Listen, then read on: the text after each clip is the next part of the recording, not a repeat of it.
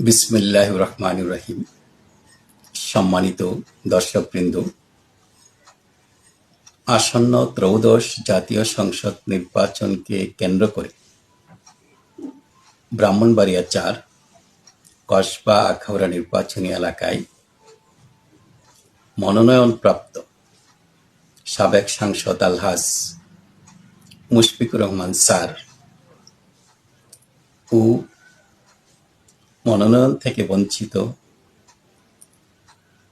জননেতা আলহাজ কবির আহমেদ ভূঁইয়ার মধ্যকার যে অন্তর্দ্বন্দ্ব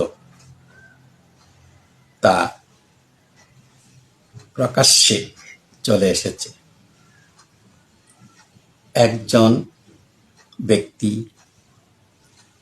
একই দলের একই প্রতীক নিয়ে নির্বাচন করবে, আর ওই দলের লোকজন দুই ভাগে বিভক্ত হয়ে এই নির্বাচন পরিচালনা করবে। এটা কোনোভাবেই মেনে নেওয়া যায় না, সুন্দর হয় না। এই অন্তর্দ্বন্দ্ব দ্রুত অবসান হোক, ব্যক্তিগতভাবে আমি, সামগ্রিকভাবে আমরা চাই। এই অন্তর্দ্বন্দ্ব নিরসনের জন্য বিএনপির চেয়ারম্যান জনাব তারেক রহমান সাহেবের দৃষ্টি আকর্ষণ করছি। একমাত্র তিনিই পারেন এই অন্তর্দ্বন্দ্বের দ্রুত